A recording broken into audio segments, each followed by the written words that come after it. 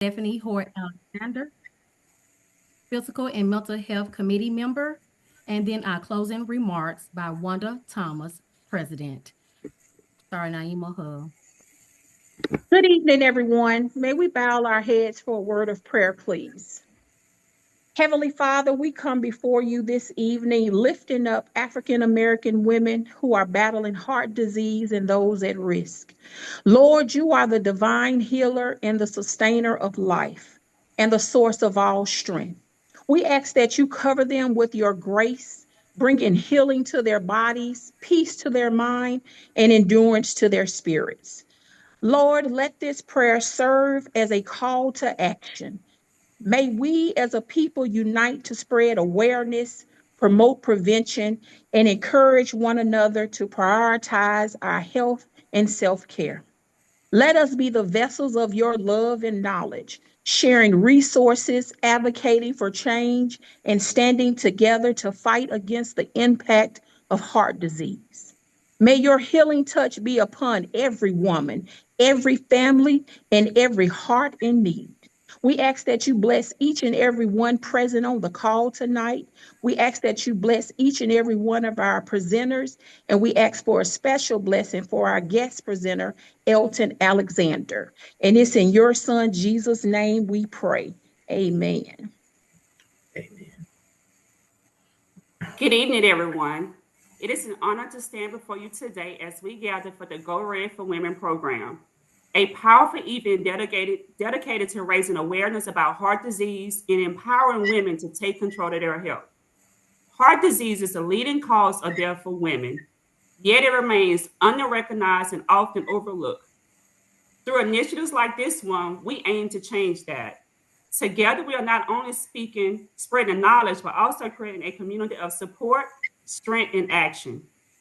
Today, as we unite for this important cause, we are reminded of the women who have faced heart disease and those who are actively fighting it. We also recognize the caregivers, families, and healthcare professionals who are essential in this ongoing battle. But more importantly, we celebrate the power of women taking charge of their own health, sharing knowledge, and making heart healthy choices. I encourage each of you to take this information and inspiration from today's event and use it to make a difference, whether for yourself, your loved ones, or in the wider community. Thank you for your commitment to this life saving cause and for helping to make a world where women can thrive, live longer, and live healthier. Let's make today count. Thank you. Good evening, everyone. It gives me great honor to introduce our guest speaker, Mr. Alton Alexander. He has been a practicing nurse since 1979. Clinical experience includes a staff nurse on the open heart team, flight nurse, chief nursing officer, and a nursing instructor. He has bachelor's degrees in nursing and secondary education and a master's degree in nursing and public administration. Help me welcome our guest speaker, Alton Alexander. All right. Good afternoon, everyone. Or good evening. I'm sorry. We're going to talk about heart disease. This is going to be an overview. The language that I'm going to use, I hope is going to be simple and understood by everyone. However, if at any time I use any terminology that doesn't make sense to you or is not clear to you, please stop and ask questions. I would appreciate that. Okay, Dr. Tabs, can you give me the next slide? I can't hear you, ma'am. I said, let me try to get it up here. Hold on one second.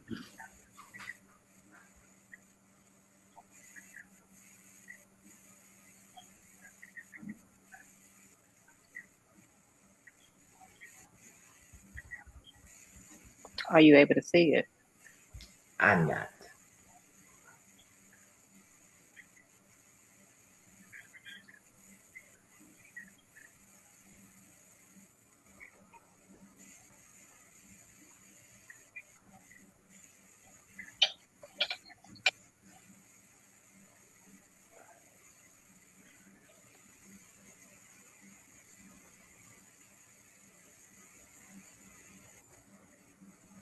Okay, I'm having technical difficulties. Can I proceed without the slides? Yeah, go ahead. Okay. So when we talk about heart disease by definition, the simple definition is just heart disease is an umbrella term. And the term that describes anything that affects the heart in a major way, such as heart attacks, strokes, kidney failure, hypertension, and diabetes.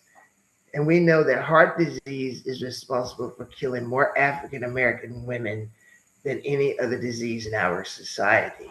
This includes cancer. However, the research shows that women are more afraid of cancer than heart disease. So I'm hoping by having an overview and an open discussion, we can start to change this. The most common type of heart disease is coronary artery disease, or what you'll hear is CAD. And we'll talk about that a little later, basically caused by high cholesterol. Statistically, African American women are 30% more likely to have heart disease. And African Americans in general are more likely to have hypertension and less likely to have their blood pressure under control. African American women are 50% more likely to have hypertension than Caucasian women. And approximately 400,000 women die from heart disease each year, the largest majority of those being African American females. One risk that we have is that 26% of African American females smoke. And then if the woman, African American female, has heart disease and has an episode under the age of 55, she has a higher mortality rate than Black men under the age of 55.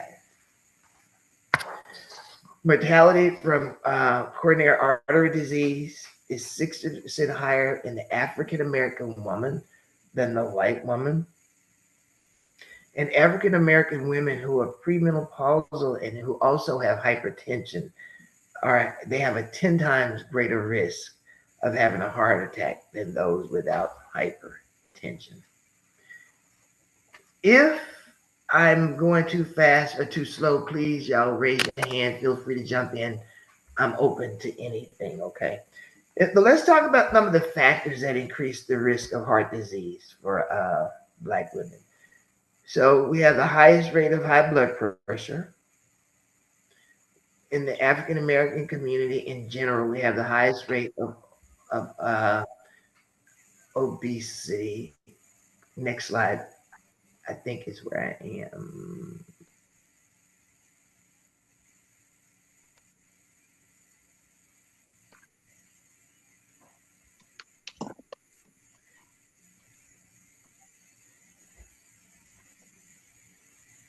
If we could go to slide number 2.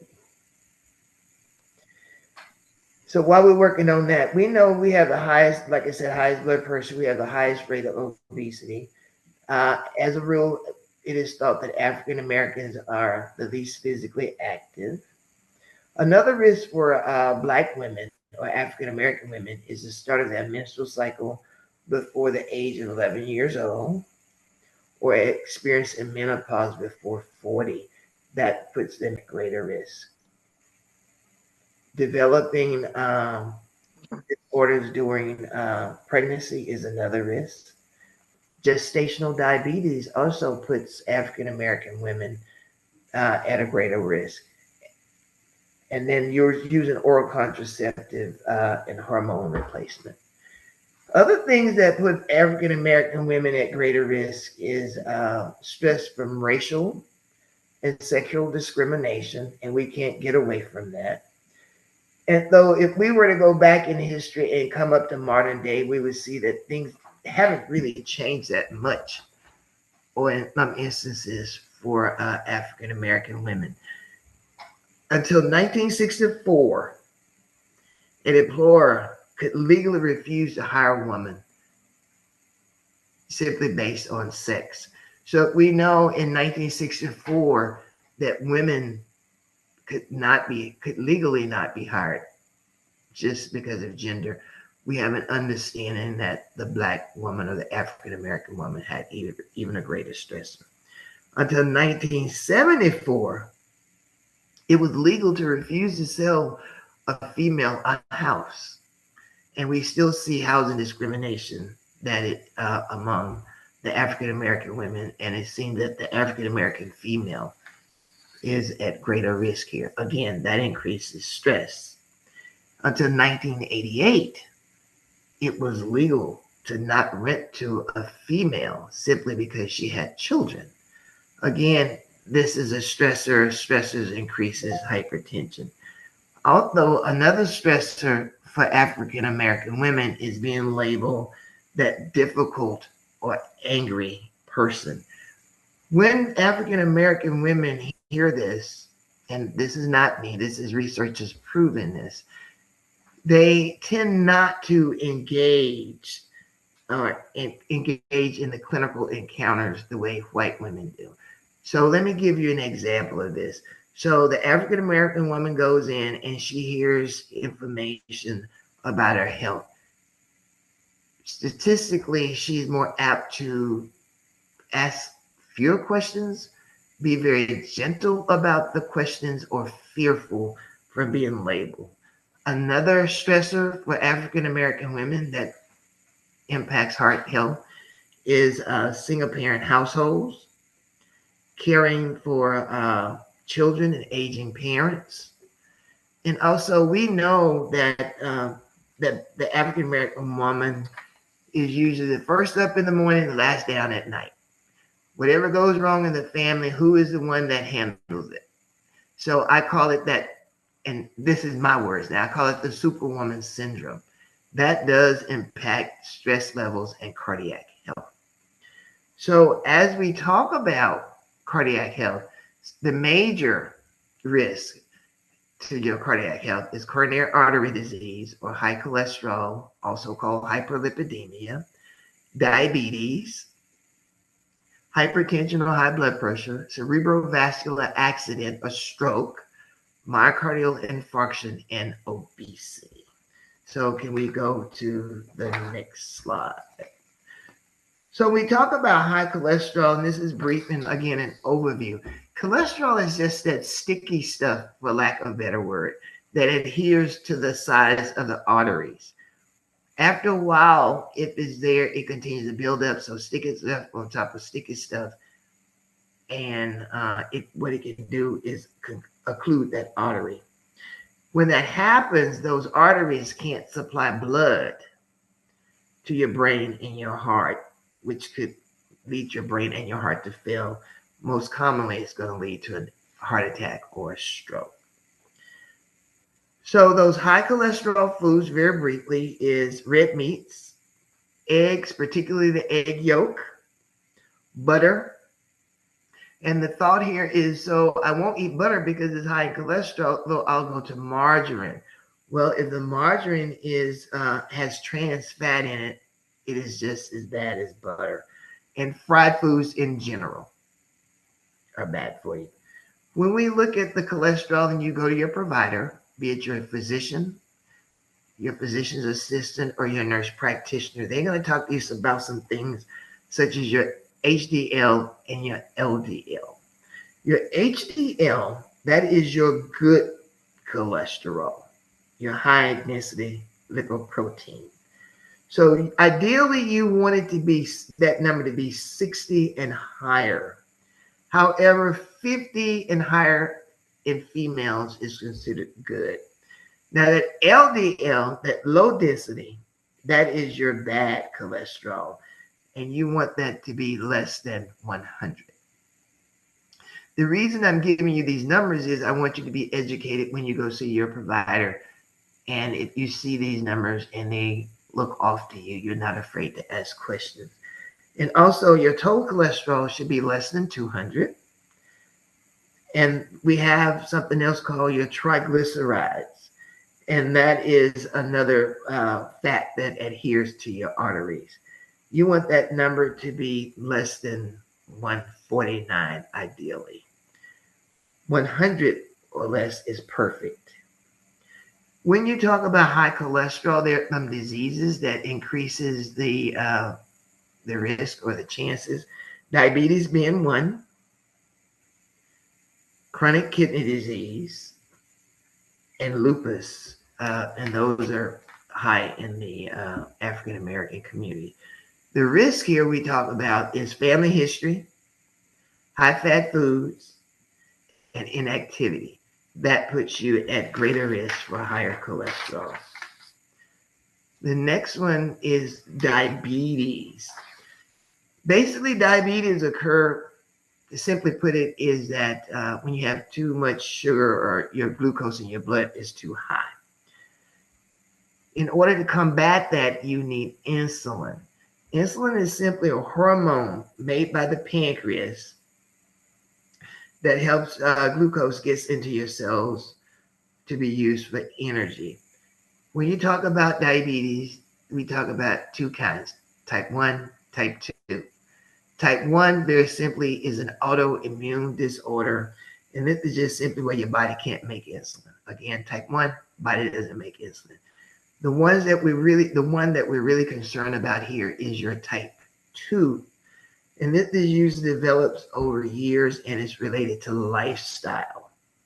And this is where the body can't use insulin sufficiently, or too much insulin stays in the blood and not enough of it reaches your cell. If that happens over time, what happens to the body is that it causes heart disease, it causes nerve damage, eye problems, and kidney disease. Type 2 diabetes can develop at any age, but is most commonly seen in middle age and older people.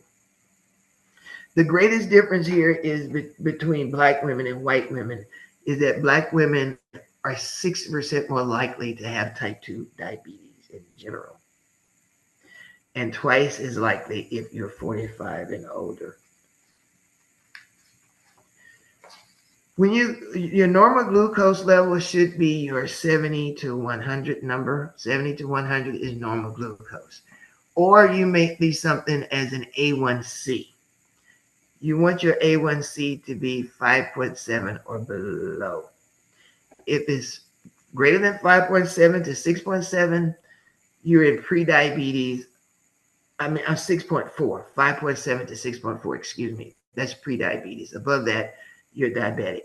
Now, what that A1C does when you go to the doctor, they're going to draw blood and they're going to look at your glucose levels over a 3-month time period or 3-month span. So just to give you a little secret, it does nothing. It does no good to say, oh, well, I'm not going to eat this for the next 2 days because I'm going to get my A1C drawn, because it looks at it for 90 days. So they'll know what's going on. When we talk about signs and symptoms of diabetes, very general. I think everyone needs to know that.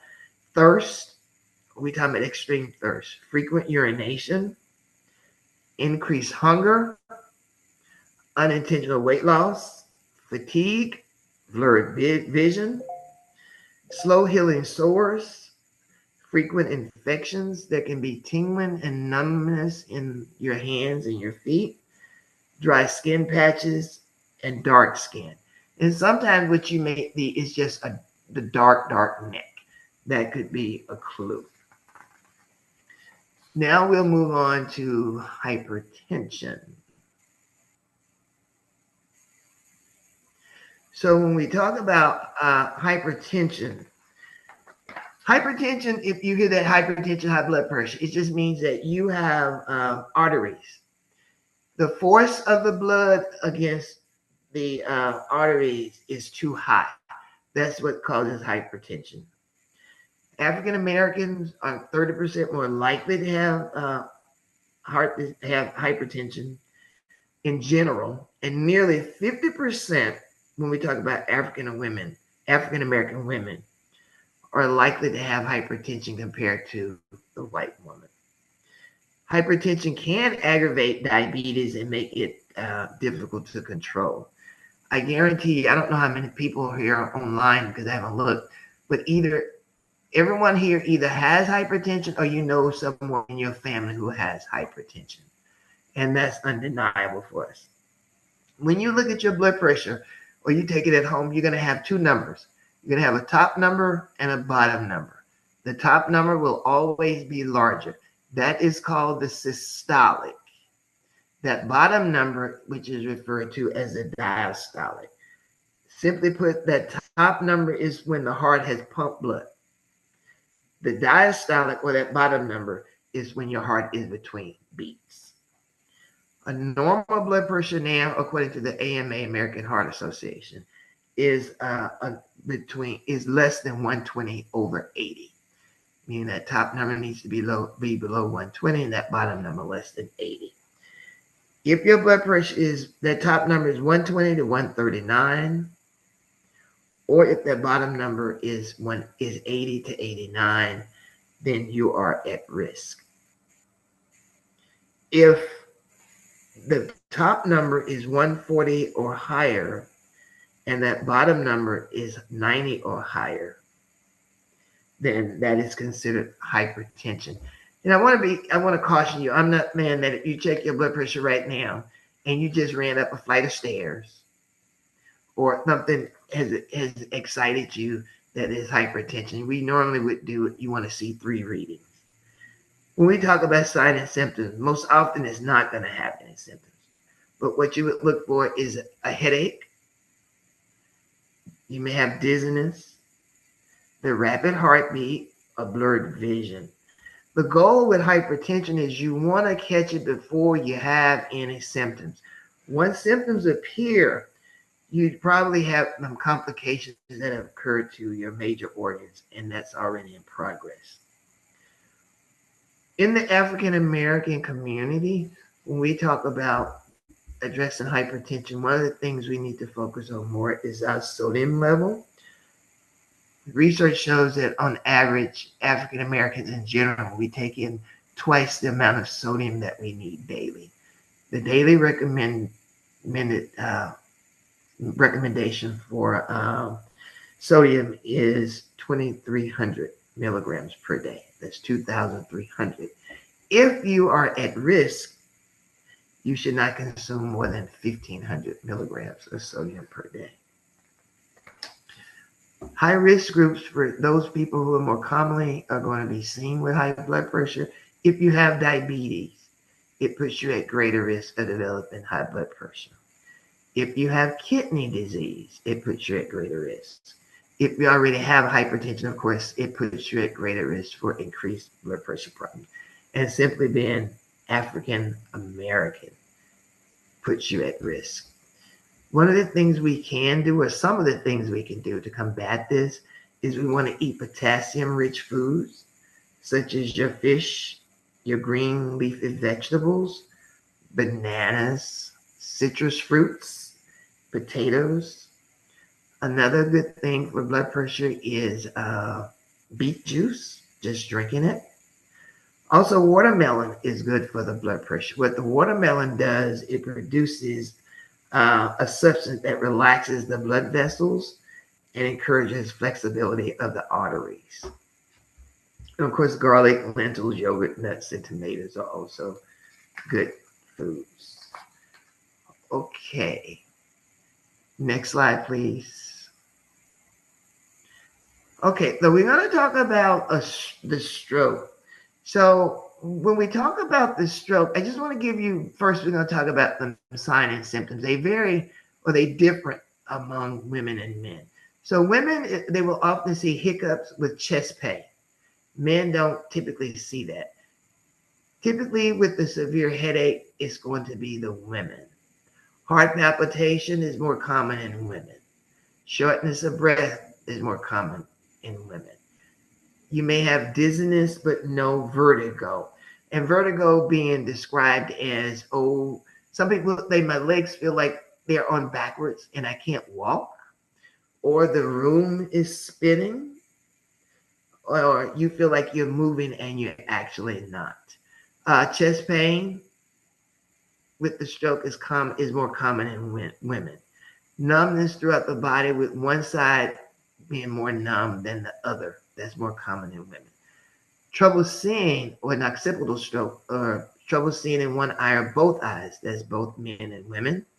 Sudden confusion, or trouble understanding words or speaking, men and women.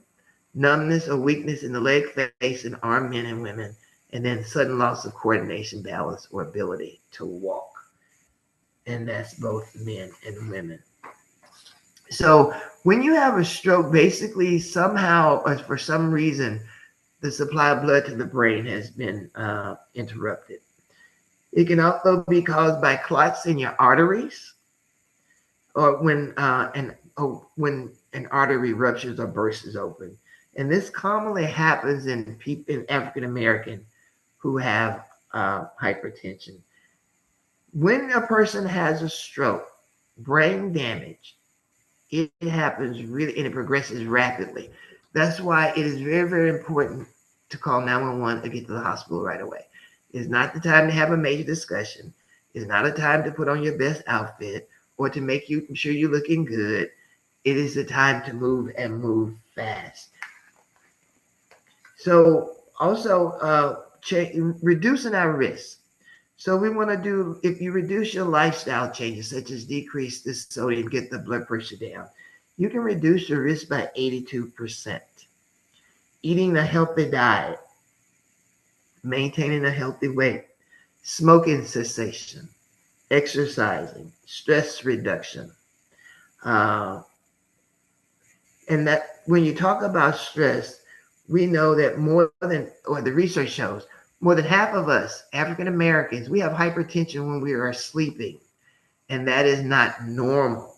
And instead of our body adopting to a calm, composed state at night, the body seems to be ready to be alert and ready to respond to danger. And they find this to be more so with women who are head of household or single moms who have children in the house. And also addressing maternal health. One thing I do want to let you know is that if you believe you are having a stroke, again, please call 911. Or if you think somebody is having a stroke, please call 911. There's a window if you can get the medication. There's a medication called TPA, small t, capital P, capital A. But they have to give that within 4.5 hours in order to reverse the stroke. So time is of essence. Next slide, please. So the acronym that we teach is FAST, F-A-S-T. Simply the face, if the person is not able to smile or if it's drooping on one side. If the person, you ask them to lift their arms and one arm they can't lift or one droops, that could be a sign. Ask them to repeat a simple phrase if the speech is slurred. And then time, again, I stress 911 immediately. Okay, now we're going to talk about stroke or cardiovascular accident. Next slide, please. I promise you I'm just about done. I want to respect your time. So we talk about myocardial infraction. In common, the first heart attack occurs earlier in African American women than in white women, and is more likely to be fatal the first time around. Premenopausal women with hypertension, again, are 10 times more likely to have a stroke or MI than those without hypertension. It can strike without a warning. And the problem or the risk with having a heart attack is that African American women are often misdiagnosed. So first of all, you thought of having indigestion, or I just have an upset stomach, or I'm stressed. So I think sometimes the African American woman often ignores the warning signs. And also, there's a disparity in healthcare. So when you go to the doctor, quite often your healthcare provider can be dismissive. So some of the warning signs for women: anytime you have chest pain, that means your heart is crying out. Something is wrong. Something is absolutely wrong. Black women typically do not typically experience chest pain. That's more often seen in white women. And pain for African American women when they're having a heart attack is usually in places other than the back, the jaw, or the arm. And it may not even be associated with activity. You can just be sitting there reading the newspaper, watching your favorite show, and you can have a heart attack. Again, I want to stress that half of the people who have a heart attack die on the first occasion. What African American women most commonly will see if they're having a heart attack is shortness of breath,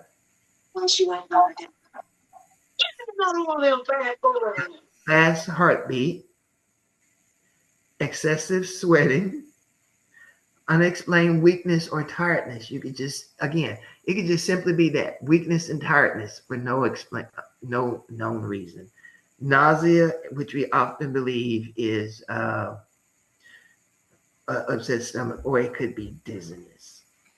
The last thing I'm going to talk about is obesity.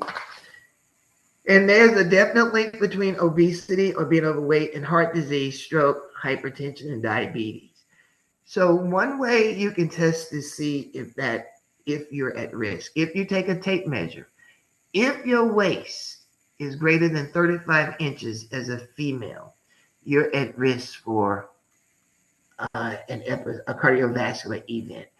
If your waist is 35 inches or greater, or more than 35 inches, and you have a cardiovascular event, you're most likely to die within a 5-year time span. For men, it's 40 inches. That comes from the American Heart Association. I didn't make it up, I promise you. And then the other thing you want to focus on is your body mass index, or your BMI. And all that does is look at weight in proportion to your height, weight proportion. So 18 to 24 is about there, is normal. If it's 25 to 29, they consider that overweight. And if it's greater than 30, that's considered obesity. Okay, I meant to do this in 30 minutes. I'm 2 minutes over. I apologize. Now I'll open it up to any questions that you have. Any concerns, questions, dialogue, conversation? Yes. The first question, Mr. Alexander, is between family history and food choices, which has more impact on the cause of heart disease? Well, what I would say is you have those modifiable and those non-modifiable. And so what I would say is we can only do the best that we can do. And I'm not evading the question. I answered that way for a particular reason. So I come from a family where heart disease has been rampant. I have 2 younger brothers. Both of them have died from heart disease. My mother dropped dead in front of me from a cardiac event. The 2 younger brothers, neither one of them were smokers, neither one of them were overweight. Mom was overweight. I have another relative who died at 49 who had a sudden heart attack, Black female. And I have another relative right now who is 60 who is waiting for a heart transplant. Never smoked, never drank, exercised. So I can't really answer that. It depends upon how rampant it has been in your family. Am I making sense to you? If not, tell me and I'll try to explain it a different way.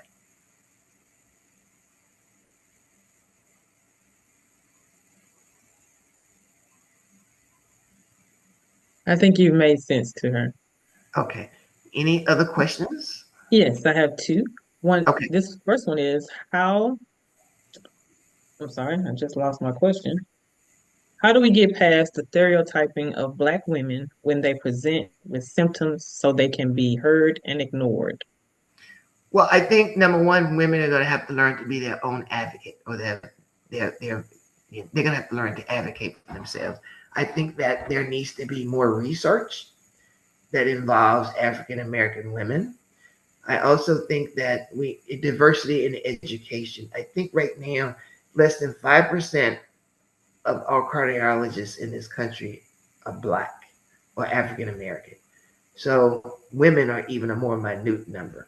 So I think encouraging and engaging in education. And I think education and being knowledgeable is also important, because you don't know what you don't know. So if I go to the doctor or my healthcare provider and they tell me something that's just a little crazy and I know better, I can stop and say, no, I don't think so. And I know when to go and find someone else. Mhm. Okay. The next question is, in regards to waist measurements, that's a large number of women. What's a scary number? What's the scary number? Well, what the books will tell you and the research will tell you that anything over the 35. So I can't tell you what is scary number. You have to look at height, weight, proportion. Nothing is etched in stone. So that's the conversation you need to have with your healthcare provider. So I can't say, oh my God, if it's 37, you're at definite risk. I can't answer that. I'm sorry. And again, I'm not trying to be evasive. This is an overview, and so I don't want anyone to leave here saying, oh, Alton Alexander said this, so I got to rush to the doctor or this happened. This is an overview, and this gives you some potential risk. Now, you could maybe have a 38 or 40-inch waist and be perfectly healthy. It also depends upon body type.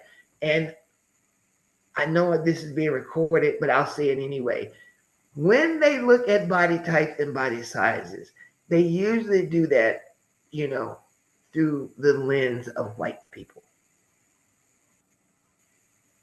So you have to be careful. We are made differently. We tend to have more muscle than fat. And so I can't really give you a definite body. You have to take that in relation to your BMI. And also, we can all look in the mirror and we know if we have 5 or 10 pounds we need to get rid of, right? Yes. Any other questions? Yes, I have. Is there a way or test available to find out if your family has a history of heart disease if you don't know your biological family? Yes, talk to your provider and they can do some genetic testing. I have done it. I have done it because it's just rampant in my family. Now, full disclosure, do I do everything I'm supposed to do right? No, because every now and again I gotta have that fried chicken. That's just who I am. Just some things I don't do. But yes, you can talk to your provider. They can look at some genetic markers and tell you what you're at risk for. Technology is our friend now. It is. And I would encourage you, if you can, find an African American cardiologist, someone who understands Black health. Mhm. Okay. Last question. Which potatoes are good for you? Good for hypertension, white or sweet? All potatoes, when they're baked, it's not the potato that's going to get you. So a baked potato is good for you. The French fried potato is not good for you. The sweet potato is good for you. But when you take that potato, you can put cinnamon and nutmeg on it. But when you go and put the sugar and add all the butter to it, that is when it becomes unhealthy. Overall, I would say the sweet potato is better for you. But all things in moderation, we have to remember that. Even moderation in moderation. Because it's going to be a miserable life if you can't have anything that you want. Mhm. Okay, I've had 3 more questions to come in the chat. Do you have time for those? I got all the time in the world. I'm respecting your time. Okay. I'm actually Next enjoying question. myself. Go ahead. I got you. Is there any correlation between menopause and higher increase of heart disease and the higher increase of heart disease? Yes, having menopause earlier than 40, there seems to be a correlation between that and heart disease. Also, when some of in African American women after menopause, the hormone replacement therapy could be create a risk. Again, that's why it's very important, and I can't stress this enough, to find you a healthcare provider who either understands Black health, or or one who is of African American descent. Now, that's my own bias. Hmm. Okay. All right. You mentioned that potatoes are a great addition to your diet. However, I was told to avoid potatoes due to a diagnosis of prediabetes. Should I avoid them? Uh, Again, everything in moderation. So what happens with the potato? The potato is a starch and it converts to sugar. So what triggers my diabetes may not trigger another person. We're all sensitive to other things. Now, I would tell you if you're provided they don't eat them, don't eat them. They do convert to sugar. But we were talking about those things that are high in potassium to help lower your blood pressure. Now, if again, I want to stress if you were told not to eat potatoes, don't eat them. But if you do, moderation, moderation, moderation. Baked potato versus a fried potato. Sweet potato, you're only going to eat a half of it or a quarter of it, and you're only going to put cinnamon and nutmeg on it. No sugar, no butter.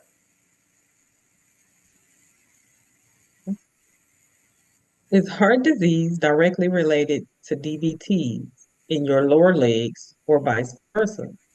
If so, what are some recommendations to attempting to decrease the chances of having a DVT to cause a risk of heart disease?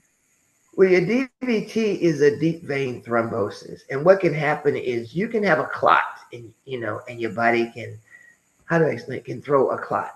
It can go to the heart, it can go to the lungs, it can travel anywhere. So exercise, being mobile. So sedentary lifestyle is not good. If you travel long distance on an airplane, it is important that you get up and you move around. You stand up, you move your legs at least once an hour, as opposed to sitting.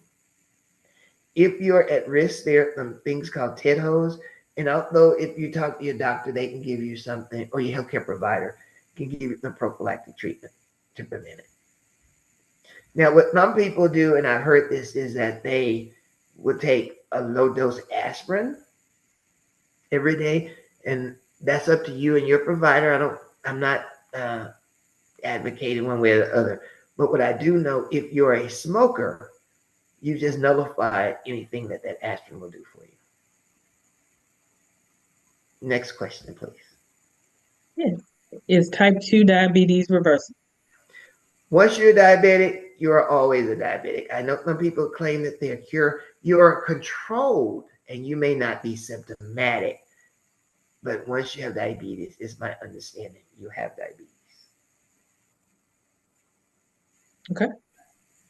That appears to be the last question in the chat. Well, thank y'all so much for your time. I really, really, really enjoyed myself. Thank you very much. Good evening to everyone else.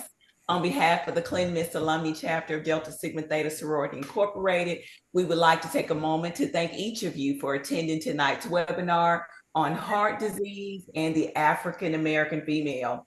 We are very grateful and thankful to have had such an informative session with our guest speaker, Mr. Alton Alexander. His insights on heart health, particularly as it relates to our community, are invaluable. And we hope you found the discussion both enlightening as well as empowering. As we continue to focus on promoting the health and well-being of our sisters and the communities we serve, I encourage you all to take the knowledge shared tonight, use it to foster better health practices for yourselves and those around you. This is just one of many ways we can live out our commitment and serve our community, being healthy and ensuring that we are around to continue to thrive. Thank you again for your participation to this in dedication and being here to hear this important cause. Let's take care of ourselves and keep our hearts strong. Good night, and we look forward to seeing all of you at our next event. Good night. Good night. And before you all leave, please look at the chat. We dropped in a survey. If you all do not mind, please fill out that survey. Thank you all so much.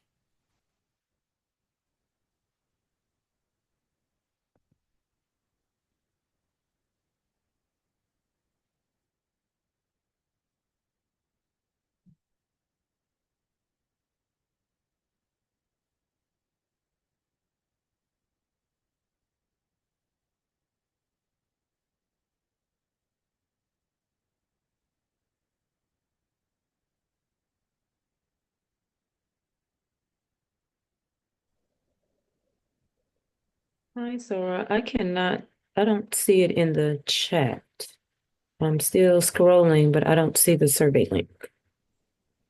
You can scan the QR code showing on the screen. That survey link is a little up around the 7:14 p.m. section, but you can also scan the QR code. Okay, I got it. Thank you. Thank you. And it's been dropped again in the chat too. Just got dropped again.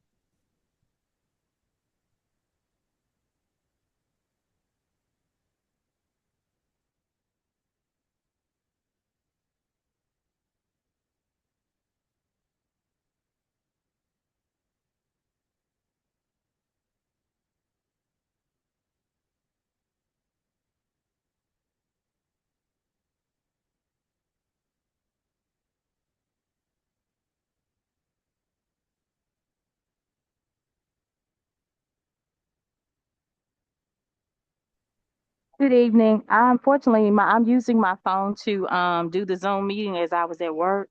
I was trying to see if there's any possibility that the QR code could be sent to my email. Yes, would you please drop your email and I'll send it right over. Yes, ma'am. Thank you. You're welcome. I think we can automatically send it out to via email to everybody that RSVP to the event. Good deal. So we'll do that too as well. Thank you so much. You're welcome.